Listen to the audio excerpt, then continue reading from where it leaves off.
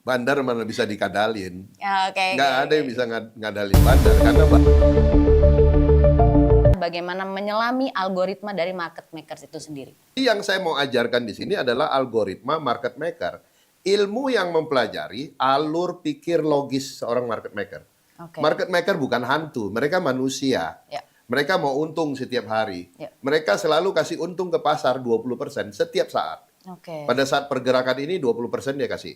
Satu hari total 20% dia kasih. 80% ya dia kantongi. Ya, ya. Nah kalau kita tahu kita ada peluang keuntungan, ya kita ambil di range tersebut. Jadi jangan malah kita opposite, Ya. ngelawan bandar. Itu konyol namanya. Berarti ada. Bandar mana bisa dikadalin. Ya, oke. Nggak oke, ada yang oke. bisa ngadalin bandar. Karena bandar itu punya 1001 cara. Oke, oke. Gorok ataupun 1001 cara ngarungin retail. Oke. Jadi nggak bisa bandar itu dikadalin, nggak bisa. Bandar itu punya banyak cara. Kadang dia selalu ikutin maunya kamu, kadang dia bertolak belakang. Pada saat kamu yakin ini akan bullish, dia kasih bearish. Oke. Pada saat kamu yakin semuanya bearish, dia kasih bullish. Pokoknya dia hanya ngikutin kamu FOMO-nya kemana. Oh, Nah, I see. itulah kerja market maker. Jadi tidak ada yang bisa tepat setiap saat. Bahkan mereka punya tim yang ngikutin semua Gerak-gerik ya gitu ya? gerak-gerik trader ataupun retail. Mereka masuk ke grup-grup, mereka lihat, oke, seperti apa. Oh, di Indonesia ini yang lagi trennya apa? Oke, oke. Ilmunya apa yang lagi tren? Mereka akan lihat semua. Nah, sehingga mereka tahu cara menggocek mereka. Dan intinya bagi bandar simple. Kamu mau belajar ilmu apapun di dunia ini, kamu mau belajar logika apapun di dunia, yang saya gocek emosi kamu. Jadi ternyata bukan hanya. Saya kasihan. Perspektif dan mindset di market itu semakin hari makin rusak. Oh, oke. Kenapa makin hari makin rusak? Mindsetnya itu, kita mah nggak bakal menang. Nggak bakal. Kita dikadalin aja sama bandar. Kita dibegoin, dibohongin. Terus ini judi, ini zero sum game. Apa saja semua keluar. Yep. Akhirnya apa? Yang kena getahnya broker ataupun sekuritas. Percuma. Kita dimainin sama mereka. Kita nggak bakal menang. Ya, oke. Nah, Berarti ilmu trading itu ada bukan ilmu gambling ya Pak, tapi ilmu yang memang ada hitungannya. Lah, ilmunya matematik dasar, matematika dasar. Kalau saya ajarkan di kelas, sangat bisa diukur. Contoh ruangan ini saja. Terus ini kan langit-langit. Ya. Ini kan lantai. Bisa diukur nggak?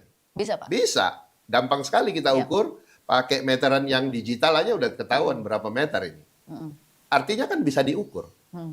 Tapi pada saat kita keluar gedung ini, yang kita lihat langit Iya betul. dengan Tanah. tanah. Pinggir lagi ke pantai, dasar laut. Betul. Bisa dihitung nggak? Nggak Ya, bisa. Iya. Nah kalau kita sudah bisa menghitung, berarti kita sudah menghitung tata kelola risiko saya. Saya ini kalau modal 100 juta, Ya. pasang 0,10 lot, sebanyak 2 posisi, berarti ketahanan saya hanya 500 poin. I see. Ya. Ya. Tetapi kalau saya pasang 5 poin, saya pasang 4 poin, ketahanan saya turun jadi 250 poin. Nah, kalau saya pasang 100 posisi, artinya kita gila. Kita bunuh diri untuk diri kita sendiri. Jadi Market makers itu bisa membaca habit kita. Ini kok kayak dipantau sama CCTV gitu sih Pak? Itu Ya. apa bener atau gimana tuh Pak? bandar itu kayak hantu. Kita nggak bisa lihat dia, tapi dia bisa lihat kita. Oke. Merindingnya dapat ya Pak ya? Tapi bisa saya jelaskan bahwa mereka trading setiap hari, mereka punya yang namanya MTM, Meta Trader Management. Oke. Apalagi mereka yang sudah white label, mereka yang sudah benar-benar besar menjadi LP, itu mereka bisa lihat. Jam ini, detik ini, berapa juta orang yang sell, berapa juta orang yang buy. Oh, oke. Mereka bisa lihat. Oke, oke. Berapa juta orang yang pasang stop loss. Mereka bisa tahu. Oke. Nah, jadi kalau sebagai contoh, ada detik ini, ada 900 orang yang pasang sell, sementara ada 100 orang yang pasang buy. Oke. Oke? Kalau saya tanya ke Arin, kamu sebagai bandar, kamu mau naikin atau turunin? Saya buy berarti. Baik.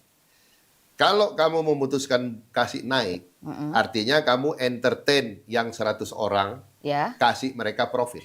betul. Kan enggak banyak, 100 orang saya kasih. Nih, Ya, profit. betul.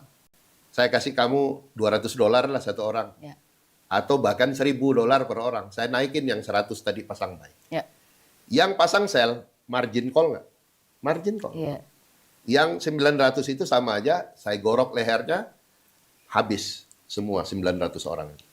Kenapa? Karena mereka pasang sell. Kalau naik berarti kan berlawanan. Nah, kalau berlawanan pasti mereka margin call. Ibaratnya saya kasih untung 100, yang 900-nya saya gorok atau saya karungin. Istilah yang saya selalu pakai. Saya karungin. Karena mereka sudah menyodorkan lehernya untuk saya gorok. Nah, simple seperti itu. Jadi setiap hari yang mereka lihat itu. Jadi kalau kadang market lagi sideways, pada saat di langit, dia lagi sideways kemarin, waktu 4380 ATH, orang bilang, Pak, sampai kapan kita puasa? Sabar, puasa aja. Akhirnya banyak orang yang nggak sabar, masuk. Tuh kan Pak, untung Pak. Masuk untung, masuk untung. Main terus di situ. Begitu sudah banyak yang FOMO buy, Ya. langsung roboh. Kemarin roboh sampai 300 poin. Poin. Oke. Mampus semua kan. Iya, iya. Begitu udah. Nah, kalau di saham beda. Kalau di saham di Bursa Efek Indonesia, setelah market tutup jam 4, jam 7 malam, Bandar baru print yang namanya DPS. DPS itu daftar pemegang saham, baru dia tahu yang beli berapa, yang jual berapa, dia akan tahu semua nilainya. Sehingga strategi besok dia akan tahu. Oke, dia mau karungin yang mana? Dia mau karungin yang buy, yang besar.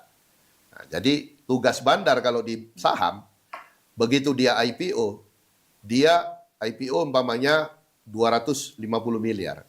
Dipegang sama 20 investor. Ya. Artinya besar-besar kan? Ya. 10, 20 M, besar-besar yang pegang. Tugas Bandar adalah memecah. Dari 20 orang itu menjadi 2.000 orang. Oke. Jadi yang pegang 1 lot, 10 lot, 2 lot, 3 lot. Kenapa?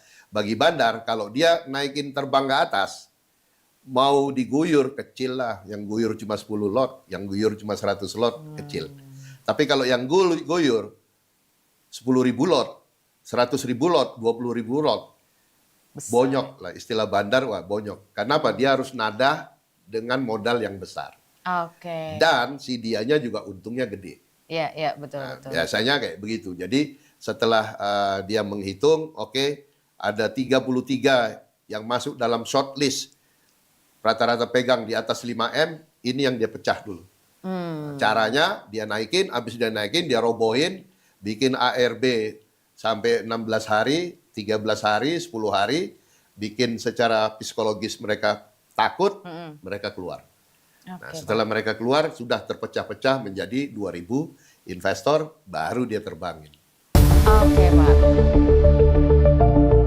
Dengan kita bisa tahu algoritma market maker, itu kita bisa memprediksi ke depan itu semakin jelas dan juga terukur ya, Pak? Ya pasti, karena kan kita udah ngerti, oh ini arah permainan Bandarnya seperti itu. Oke. Dan Bandar sometimes dia ingin retail mengetahui strateginya. Kenapa?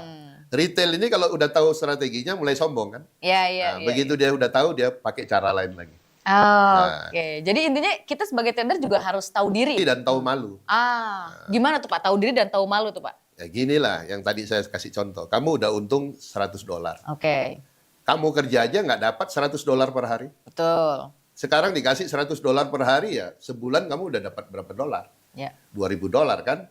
Nah, kalau $2.000 sebulan kamu bisa dapat sementara gajimu masih UMR. Nah, itu yang tadi saya bilang, nggak tahu diri dan nggak tahu malu.